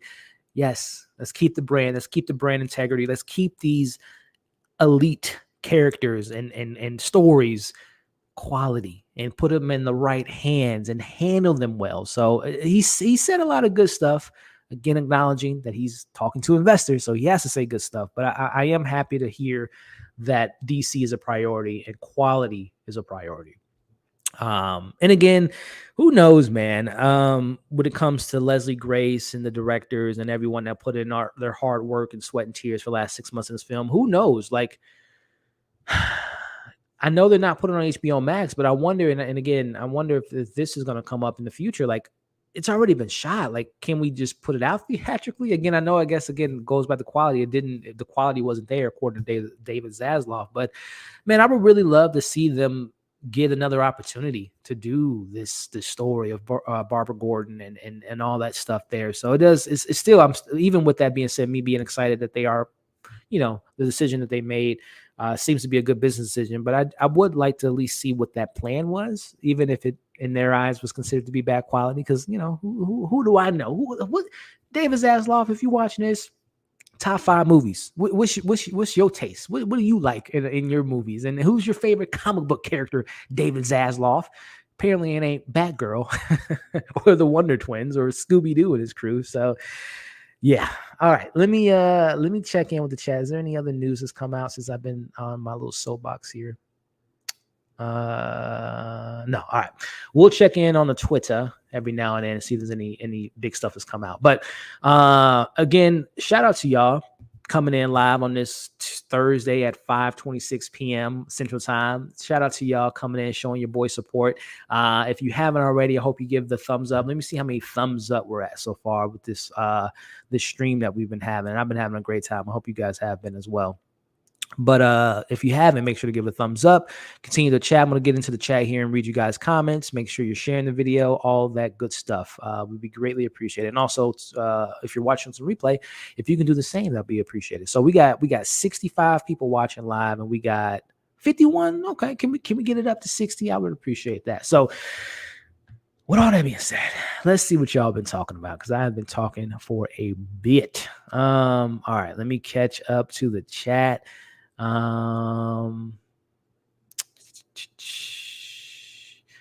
Let's see. And again, I appreciate you guys' comments. I'm reading some of the comments here, some funny stuff that you guys are mentioning. I'm just trying to catch up to get you guys. Okay, let me go in here. Tony Movie Chappie, what's up, Tony? To be honest, I'm bummed. I'm not bummed at all that Batgirl got canceled, just with the storyline behind it. I don't think it was going to work, but I do feel bad for the people. Yeah, Tony, I've seen some of the stuff online, the some of the plots, you know, it did sound pretty pretty paint by numbers, if I'm being honest with you, Tony. But again, who knows? Execution could have been a lot better than what was on the script or what's been out there. But to your last point, Tony, I do feel bad for those, everyone involved, from the people in front of the camera, behind the camera. I do feel bad for them because, again, they've worked on it for 6 to 9 months because they got, obviously protocol. They got delayed a few times. I think they were shooting in Scotland for a while. So those people were gone for their, it's their jobs, obviously, but they were gone for their families, right? They were gone for their family and friends for that duration of time, and they can never get that time back. Now, granted, I'm sure a lot of them were very grateful. Some of those people, that was probably their first big film. Obviously, Leslie Grace is her first kind of big outing to be in the role. So there's still, I'm sure there's experience that they are going to be thankful that they were able to get, but at the same time, they wanted to get their art out there, which is very unfortunate. But again, as far as storyline goes, it could have sounded, and like I said, Tony, it did sound very generic, very paint by numbers. But again, something that we can read can be 10 times better if we saw it on the screen, or see how it actually plays out. So definitely agree with you there, Tony. Name change would be, I mentioned it. Very idiotic if they change the name from HBO Discovery or Discovery. They just, I don't know, if they take out HBO, that is a very silly thing to do. Let's see. I'm like 10 minutes behind, so I'm just trying to catch up on. Restore Snyderverse, or at least give people Man of Steel 2. Yeah, Tony. I don't know. Listen, I'll be honest with you all. For Zack Snyder's sanity, I wouldn't think that he would want to work with Warner Brothers, even with the new people in charge. Just such a bad experience with them. I would just want Zack Snyder to continue to just do his own thing and not be tied to DC or Warner Brothers anytime soon, at least. Not saying never, but just no time soon. But to your other point, as far as Man of Steel 2, yeah, Tony, I'm behind you there, bro. 100% behind you there. Let's see. We got some Lovecraft talk. Ring, don't get free to watch. Give people 7 days. Yeah, for sure. Warner Bros. Discovery is fixing the message. Yeah, and that's another thing that we got to acknowledge. It was a fire. It was a fire set, or the house was on fire. The house was on fire. DC was running amok, man. Behind the scenes, just decisions they were making. Again, whoever decided to make the Wonder Twins. Okay. So yeah, they're cleaning up house, man. They're trying to fix, what I do in my daytime job is, I work in real estate. So this, like David Zaslav and his crew, they bought this beautiful, well, not beautiful. The house looked bad, but it has good bones. It has good foundation, and the potentiality in making it something special is there. But they bought something. They bought a lemon, as we would say in my industry. So they're trying to fix it up. They're rehabbing it. They're, putting in a new kitchen, new flooring, new carpet, all that stuff. So they're cleaning the house up is essentially what they're doing right now. DC will never be on the same plateau as Marvel. I wish they would stop trying so much, the huge entity, to do their own thing. Never be on the same plateau. I guess it's all in perspective, but I think if anything, if they do get their, like I said, their shit together, they can be above Marvel. I'm sorry. I think if they are able to play on the characters and what they mean to people and their stories and how important they are and how awesome they are, how tragic they are, I think it can surpass Marvel, if I'm being honest with you. And yes, you could say, yeah, you're being biased because you're DC, but I'm in all hearts, I do think that DC clicking on all cylinders is better than Marvel. I'm just being honest with you all. Now, of course, we got, because for the longest time, Marvel has been playing with their bench players, to be frank. Again, no one was checking for Iron Man in 2008. No one was selling out Iron Man comics, Thor comics. They were C-listers, D-listers, B-listers. Obviously now they have Spider-Man and X-Men, Fantastic Four, all this stuff. But, if DC really, really gets their stuff together, man, Batman and the Bat Family, Wonder Woman, Superman, Justice League, I think it's, in my humble opinion, I think it could surpass Marvel. Just my 2 cents. Yeah. Yep. 100%. 100%. Let's see what Michael talking about here. They messed up, especially since people have been asking for some 10 years, 10 long years. Yes, Jon Stewart. Yes, can we get a Jon Stewart film? Come on, Zatanna. Yeah, we got man, we got Black Adam introducing characters within the supernatural of DC with Dr. Fate and in the JSA. So yes, give me some of those amazing characters, Zatanna and Jon Stewart. I mean, come on. I wanted to see a Green Lantern Corps with John. Yeah, that was apparently what was in the works for a little bit, but didn't come to fruition. Let's see. Or do a reboot of Batgirl, but do it better this plan. Yeah. As I said, that they watched the movies and working on making them better. What does that mean, if any? Yeah, I mean, again, who, to my knowledge, I don't think David Zaslav, again, Discovery CEO, I don't know his creative side of him. Like, I don't know if he's the one that's saying that this movie's garbage because he doesn't know these characters or know this world. I don't know if I can, quote unquote, trust his opinion on what he considers to be quality. So I would imagine that he has some people that's more familiar with the movie side of things that made that call versus him. So we'll see, man. Yes, drop some likes. I would appreciate it. The Batgirl folks got screwed. They got paid, very true, but they didn't. They couldn't get further work based on it. What talent is going to trust WB now? That's a great point. Now that the projects can be axed, studios complete for talent too. Yeah, very good points there, Silver. But my only rebuttal to that would be it is Hollywood. This isn't the first time that a film's got canned, even with it being as far as long. Now, I know a lot of people are shocked because of the price tag, but I mean, movies get canceled and canned, shelved, put out indefinitely for a while. So it's not the first time, but it is just pretty shocking, when it is such a somewhat popular character in a price tag like that. But it is Hollywood at the end of the day. So I think, people hear terrible stories about people working with Warner Brothers in news like this can definitely, put a question mark on if you want to do business with them. But at the end of the day, it is business. And there's so many other horror stories within other studios. So at the end of the day, I think, there might be people that might be a little bit hesitant. There's some hesitancy with working with them. But people still want to make money. And they know Warner Brothers is still, regardless of how we feel about them right now in this new acquisition, they're still one of the best studios ever. So I think even with some of these shortcomings of recent memory, people still want to work with them. So we'll see. I don't think it's going to halt business, and we're not going to see people want to work with Warner Brothers. I think people are going to work with them once they see their plan and their strategy and know that they're about quality. So maybe in a weird way, maybe this is going to make people step up their game and really write better scripts, come up with better pitches, and really hone in on their skills. So maybe it'll reverse psychology.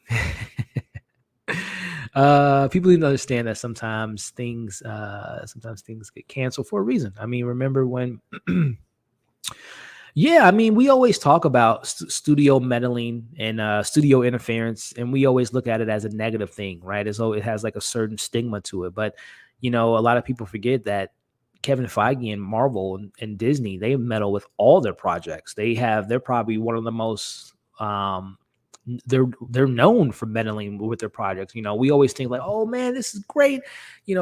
James Gunn and his world and Ryan Coogler in a Wakanda world, Russo brothers, they're just doing their thing. Kevin Feige just letting them do their thing. That is not the case. Kevin Feige is constantly watching dailies and making notes and having them add this in to make sense for this project 5 years down the road, and to spoiler for Miss Marvel, but like the mutant line, that was something that wasn't on the first pages when they were writing the story. So like stuff like that, like there's a lot of meddling within Marvel. But I say all that to say that sometimes business, or I should say studio decisions, meddling and studio interference isn't always a bad thing. So I think, like I said, a lot of people forget that it's a collaborative effort, and it's people working together that gives us some of the best stuff out there. But wouldn't that be a copy of Marvel anyway? DC is playing from behind. The best DC can do is just do more mature, so to speak. But Marvel is very limited to the jokes and kiddie nature. Yeah, Coop, that's what I was saying as far as this whole Marvel DC. And I said how I think if DC gets their together, they can surpass Marvel, because to your point, they can go dark, they can get mature, they can appease younger audiences with different characters that they have within their universe and under umbrella. Which another thing, they have all their characters, man. They don't have the rights issues that Marvel deals with other studios, like it was for Fox and obviously Universal and stuff like that. They have all their characters, Coop. So that's what's even more crazy, is that some characters that just have been sitting there and just waiting to get the spotlight. But that's why I do think that DC could surpass them, because they can play in so many different genres, so many different ratings, so many different demographics. So and I totally agree with you, Coop. And you're seeing Marvel kind of make that shift, right? It hasn't been out. It's not out yet, but Deadpool 3 is going to be rated R, right? Marvel Zombies animated show on Disney Plus will be TVMA. So Marvel knows that they have to grow with their audience. But DC, they've already proven that they have rated R Jokers and rated R BVS and stuff like that. So yeah, man, there's a lot of cool opportunity to separate themselves from Marvel, to be that more mature, adult oriented content. So yeah, while still appeasing 5-year-olds and everyone in between. So yeah. Let's see here. Yeah, but usually things don't get canceled after they're done. Projects get shelved and etc. And the development levels, usually they don't get canceled like the Flash yet.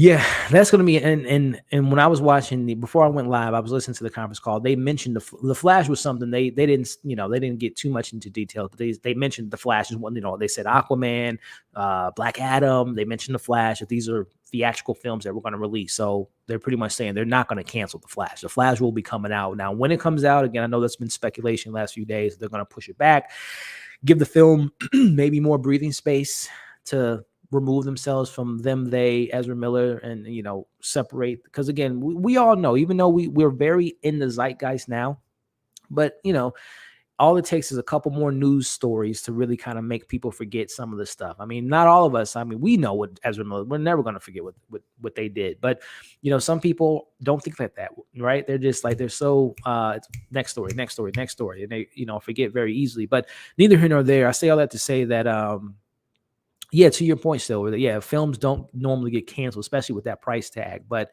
it's rare, but it happens.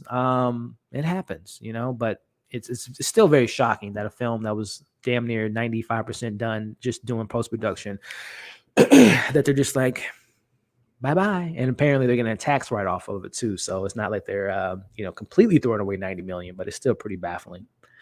Will the cancel of the Flash movie due to Ezra Miller and his misdeeds? No, again, based on what I heard before I went live, they said the Flash is still coming out.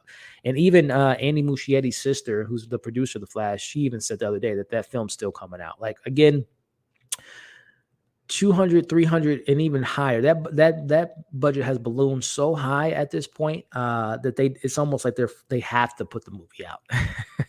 There's really no ways. Of course, you can shelve it, but I don't think financially speaking they want to do that. The Flash will be coming out. I mean, we've seen crazier things, but at this point, I believe the Flash is like 99% coming out next June. Maybe not, but it will eventually come out to theaters.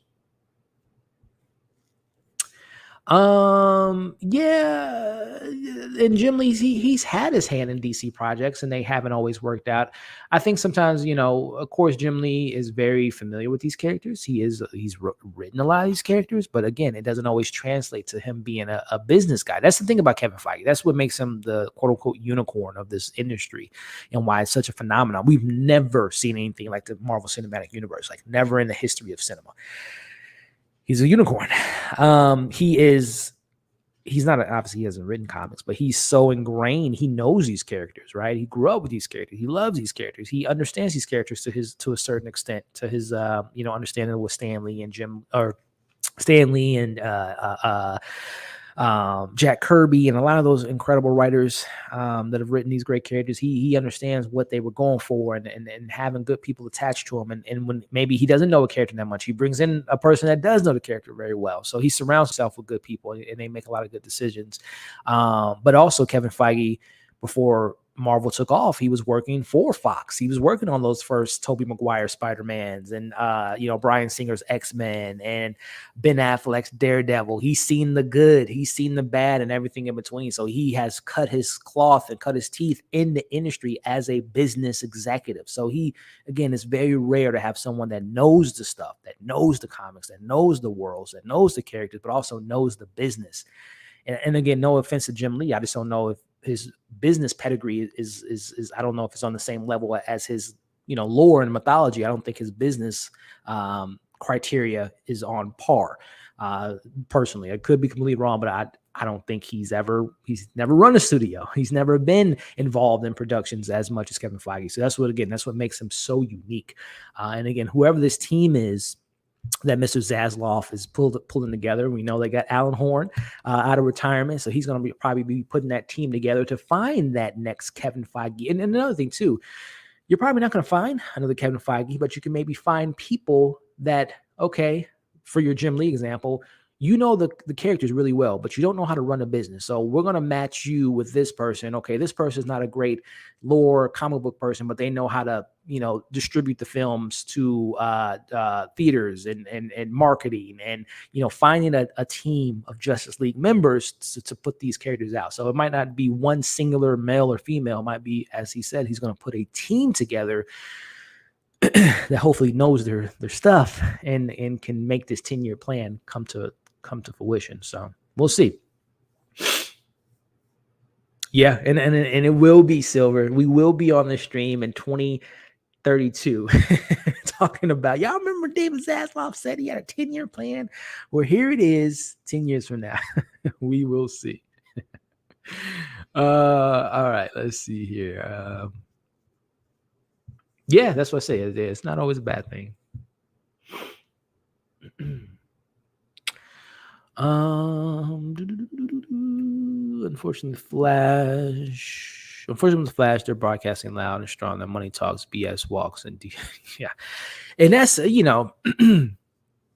that's been the most baffling thing of this whole Flash Ezra Miller situation is that they haven't even addressed it. I'm not saying that they have to make a quote unquote decision right now, but to not even address the elephant in the room, to say that we've spoken to Ezra and we don't condone their decisions, we don't stand behind what they are doing.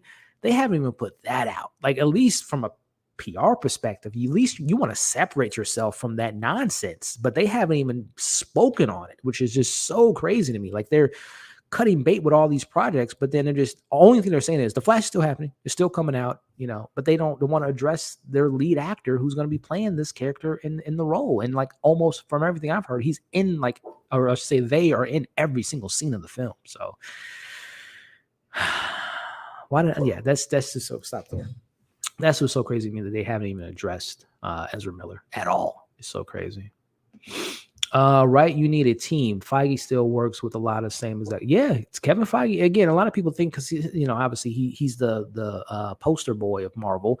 He got people that he goes to. He doesn't know it all, and he's made mistakes, and his team has made mistakes. But he has a team. Again, Nate Moore and what's her name, Alfonso something. I mean, there's more people to his There's more than just Kevin Feige. There's other people in charge that have made decisions. So yeah, the team effort. It's a team game. So yeah. All right, let's see here. I have a question. My English is not so good, but HBO Max is in Holland, launched March 8th, 2022. Is it going to be HBO content on Discovery? Or yeah, that was a question I had. And greetings from Holland. Shout out to you. And your English is fantastic. And appreciate you coming in. Yeah, that was a thing that they had mentioned, that they did. It did seem like the HBO is going to be getting absolved by Discovery. Very similar to what Disney did with Hulu and ESPN. It's like a package deal. You can buy them a la carte, or you can buy them as a package and get like a discount. So that's what I'm understanding, that Discovery will be the big one, and then under Discovery will be HBO. But again, is that going to be, because I'm, like I mentioned, my example was I pay $15 a month for HBO Max. So am I going to just be grandfathered in and just get Discovery since I'm already paying? Because Discovery, we looked at it earlier. Discovery has two plans. It's like $5 a month for their ad plan, and it's like $7 a month for their premium non-ad. So that's what, $12. So I'm paying more just for one service. Am I just gonna be grandfathered? That's a question I'm not sure that that they answer, but I'm pretty sure that we will be finding out probably in the next year or so how all that's gonna work out. So yeah, but great question, and hopefully I answered it. We'll find out soon, and it sounds like we're gonna be doing a very similar Disney model with that. But shout out to you coming from Holland. Yeah, 100%. What up, Brandon? How we doing, bro? How we doing, man? I just listen, Brandon. I don't know if you caught my whole spiel 20 minutes ago early in the stream, but according to David Zaslav, bro, ain't no movies on HBO. So if it ain't going to the big screen, it ain't gonna be on a small screen. It might be a show, which I don't know if Ben Affleck will want to work on a Batman series. But as far as films are concerned, they're not gonna be making no Batman HBO Max exclusive movie on the platform because they're only focusing on theatrical things. And again, going back to David Zaslav's quote, protecting the brand. I wonder, with under that understanding of protecting the brand is brand confusion. I wonder again if we have Ben Affleck's Batman, we got Robert Pattinson's Batman, we got Michael Keaton's Batman. I would have assuming that protecting the brand is not having confusion of the brand. So I wonder if they're going to be, again, Ben Affleck, appreciate your service. Thank you for filling in for Michael Keaton, for Aquaman 2, maybe popping into the Flash film, which we already know he's in that movie. But that's it, bruh. Deuces. Our Batman is Robert Pattinson. Because again, you don't want to, again, I'm just using what he said. They want to protect the brand, and there is brand confusion out there. Wait, Joaquin, is he attached to Christian Bale? Is he attached to, obviously we know he's not, but I'm just saying for the average moviegoer, they're confused right now. So I don't know if that's going to be coming true, Mr. Brandon, Mr. Ben Affleck anymore, but we'll see.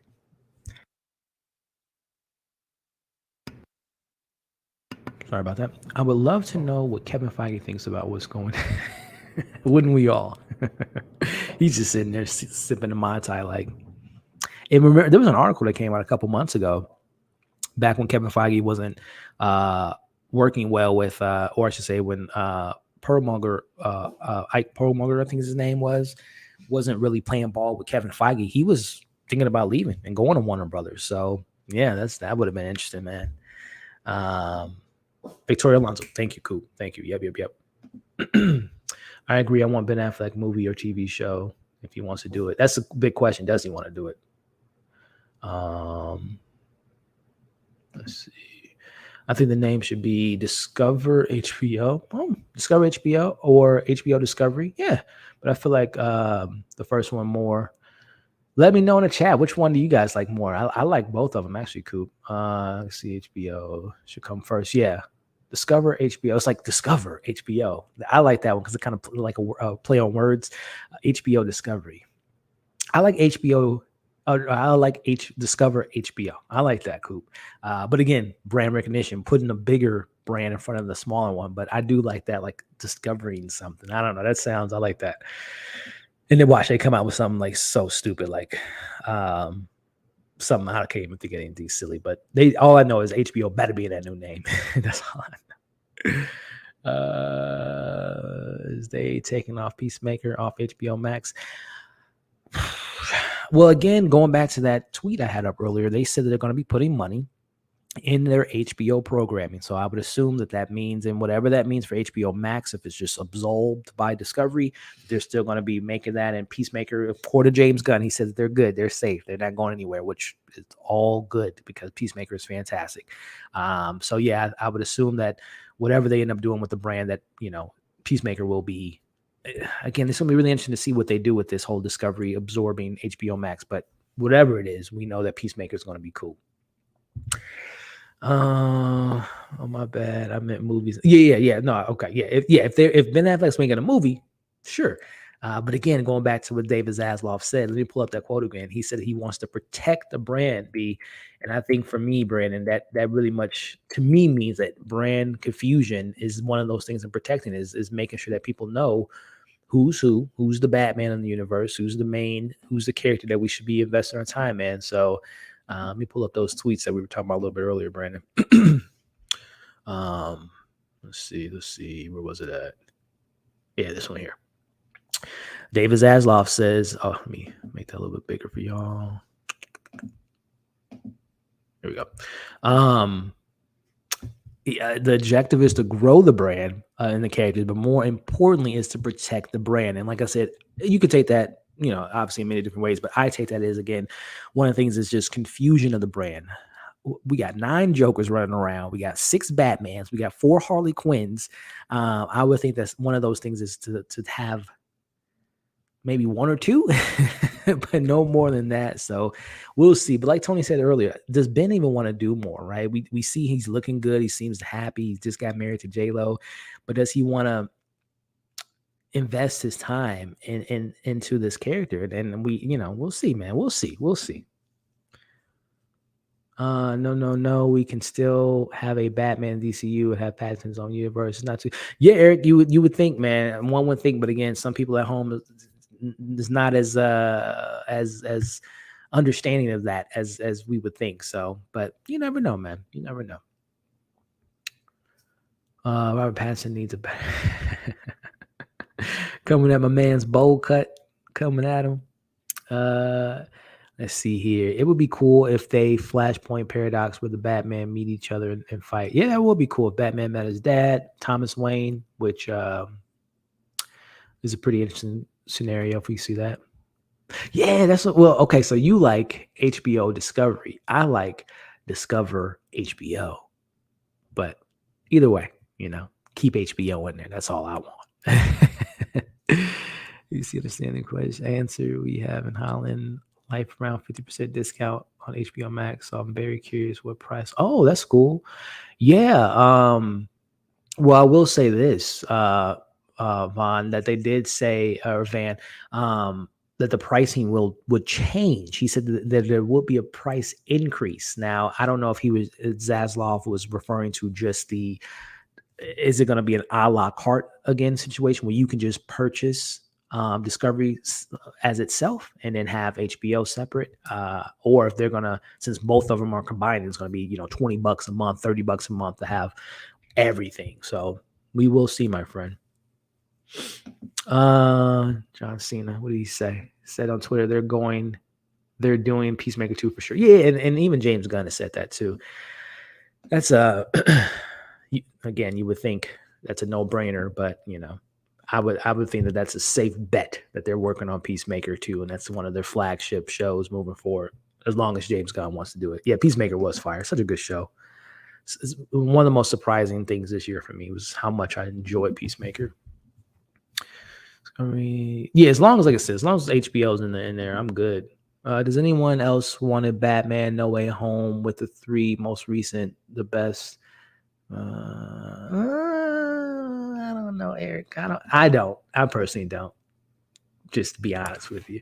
I mean, what would be why would all Batmans don't like work? I mean, I don't even think Batmans would want to be in the same room with each other. It's a lot of ego in that room, right? I mean, great actor. I mean, now if your question was, well, I want to see Christian Bale, Ben Affleck, and Robert Pattinson in a movie together, that I would want to see them in a film together. That's not a non-Batman film. I would just want to see them work together. And has any of them, I'm trying to think, has Ben Affleck worked with Christian Bale? I don't think so. I don't think they've ever worked, like none of them has ever worked together. Am I right? I'm just thinking of, I'm gonna look at Pattinson. I know he hasn't worked with any of them, but I'm trying to think of Christian Bale and Ben Affleck. No, they haven't. So I would prefer to answer your question, or to not even, you didn't even ask a question. You did say, I wouldn't want to see that style of 3 Batmans, but I would want to see those 3 actors work together. That's for sure. But great question, Eric. What do you think of bringing the Milestone Media characters being added to DCU? Lots of great characters. Yeah, I mean, and I haven't really read a lot of Milestone comics, so I would assume that comes from like Static Shock in them, right? If I'm not mistaken. Milestone Comics. Correct me if I'm wrong, if because I haven't really read too many. I'm pretty sure that's Static Shock where he comes from. Yeah, yep. And who else? What other characters do they have? Is it just Static Shock? It was like their main. Yeah, and that was, I guess, we haven't heard much about that because wasn't Michael B. Jordan working on a Static Shock film for a bit? And I don't know if that's going to come to fruition because that was supposed to be a HBO Max movie, if I'm not mistaken. So I don't think we're going to be getting that anymore. And then Michael B. Listen, and Brandon, if you're still here, I remember talking about it. It was probably last year. The Black Superman film, you can probably forget that. And that Michael B. Jordan, I think they definitely cut that off the shelf. So yeah, unfortunately. So to answer your question, yes, I would like to see them bring Static Shock into the big screen, or a TV series. Would be cool too. So I hope they make. Oh, okay. So you're giving me some other characters. Yeah, okay. I know that. I don't know who Rocket is. Hardware. Yeah, I don't know who any of these characters. Blood Syndicate. Okay, I'm gonna have to look them up because I don't. I've never read a Milestone comic in my life, but I've heard of Icon. I'm not too familiar with Rocket. Hardware. That looks like Shaquille O'Neal's Steel. Blood Syndicate. Yeah, I don't know who any of these characters are. They look cool. Blood Syndicate. Let me show you what I'm looking at. Blood Syndicate looks like some. Like NWA, which looks dope. Let me pull this up here. Milestone. I'm gonna have to read them up, man. These are like some dope ass characters. Let me share this screen with y'all right quick to show y'all what I'm looking at. This is like some with attitudes. I like this. Let's see here. So this is Milestone Media, and this is their lineup here. Again, we talked about Static Shock. Again, I'm very familiar with that character. You got Icon. You got that name sounds weird. Hardware Steel. I don't know. That just sound, and it looks like that photo looks a little interesting here. Let me y'all seeing this? That photo looks weird. Like, why is he behind him like that? That looks a little interesting there. But I guess they're just close, I guess you would say. But this is the one I was talking about. This looks like some NWA. African Eats Young. Oh, I'm sorry, African. America Eats Its Young. Okay. This looks dope to me. Like, that looks like some serious stuff going on here. I'm gonna have to look into that. That looks fire. That looks like Eazy-E. That looks like Dr. Dre. Like, that looks dope to me. I'm gonna have to who let's see here. I'm gonna have to look into this a little bit later. These characters look pretty cool to me. So go back to your question. Yeah, I would like to see them do something with those characters. They look pretty cool. Okay.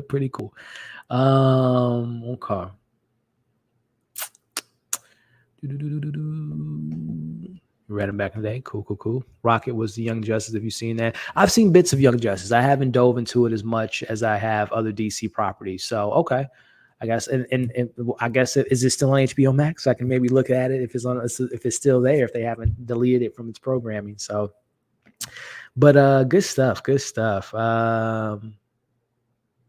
Okay, this is some people answering Tony's question earlier. The Batmans would definitely fight each other before teaming up 100%. Eric says, I just think No Way Home is so great. I think Batman is one of the other superheroes that was enough history that will work to do. Yeah, I mean, man, you'll have to give me a really good script to see them come together in that matter. But yeah. Anyway, we're wrapping up. We're coming up on 2 hours here. And again, I appreciate you all indulging me in this conversation that we've had with everything going on with the Discovery call. And I hope this was fun. This was certainly fun for me, again, just to kind of recap it all. the whole Batgirl decision came down to quality, came down to not wanting to move forward. They're not going to be making any more premium movies, so it's going straight to VOD. It just doesn't make sense financially, and I agree with them. They did say moving forward that they're going to put together a team that's going to be making a 10-year plan for DC characters, which is very exciting. Discovery is going to be absorbing HBO Max, however that looks, whatever the name change is, whatever that change is, make sure HBO is in that title somewhere. And again, they seem to be really focusing on quality over quantity. So that's always a good thing as well. So fingers crossed to all my Warner Brothers DC fans out there that we're going to be getting some good projects here in the coming years. And again, keep in mind, this is not going to be tomorrow. Bunch of announcements, bunch of things going on. It's going to happen over time. So we always got to keep that in mind too. We probably won't see whatever these new changes are, creatively speaking, besides cutting things and canceling things. As far as producing new things, that probably won't be for a few years. So keep that in mind too. So when we see some of these projects that's been confirmed and coming out in the next few years, remember that's the old regime. So again, when we see some things that might not be up to quality, it's not their project. I'm referring to David Zaslav and his team, but that's the old regime. So we probably won't, like I said, see their effects to 2025, 2026 potentially. So keep that in mind as well. So with that being said, let me outro out. We got a couple more. Quick before Zavos is absent.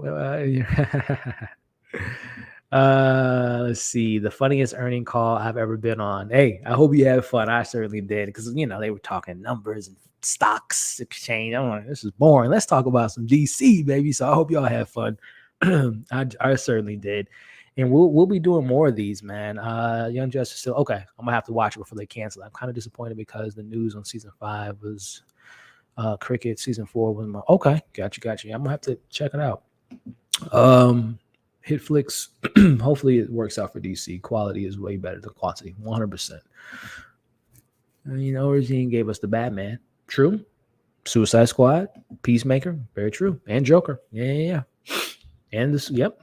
So again, I'm hopeful that the Black Adam film is fantastic. I'm hoping that Shazam is great. Hope that Aquaman 2 is amazing. I hope that regardless, putting Ezra Miller aside, I'm a big fan of Andy Muschietti. And I'm really excited to see what they do with that film. So, and then moving forward, this 10-year plan, I hope that it's, again, I'm telling y'all at home, if DC gets their stuff together, as fans of DC and Marvel, we're going to be eating good, because it's not a matter of which one's better. Because I talked about how I know DC would be better if they do get their stuff together. But in all seriousness, it's only the people that get the benefit of that is us as fans, that we get great DC stuff, great Marvel stuff. And we've gotten some for, some time there. They were both clicking on all cylinders, but every high has its lows and vice versa. So I'm hopeful, man. The future is looking bright for DC and Warner Brothers. So I'm going to go ahead and head out, guys. Again, I appreciate everyone. We were right around 80. I think 80 people were in at one point. So I appreciate you all that's been here since the beginning of the stream. Let's just pop it in now or popped in the middle, watching the replay. Thank you so much. Again, if you haven't, give the video a thumbs up. Leave your thoughts in the comments. I love reading your comments too on these live streams. So anyone watching this on the replay, leave your thoughts on all this stuff that we talked about in the comment section. And then again, your boy has more things to come later this week. I haven't seen Prey yet, so I'll probably do like a quick YouTube short on that when I see it tomorrow. Don't know if I'll have time to watch Sandman. Unfortunately, I didn't get screeners for either one of those projects, which is fine.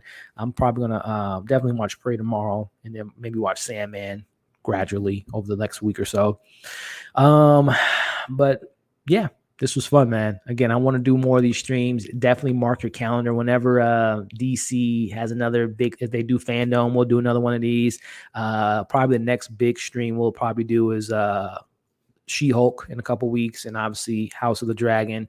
And then whenever D23 is, I think it's September 9th, September 10th, we'll be doing a live stream for that too. So mark your calendars, hit those notification bells so you guys can be up to date on all that good stuff. And we'll be here covering it all for you all and having a good time doing so.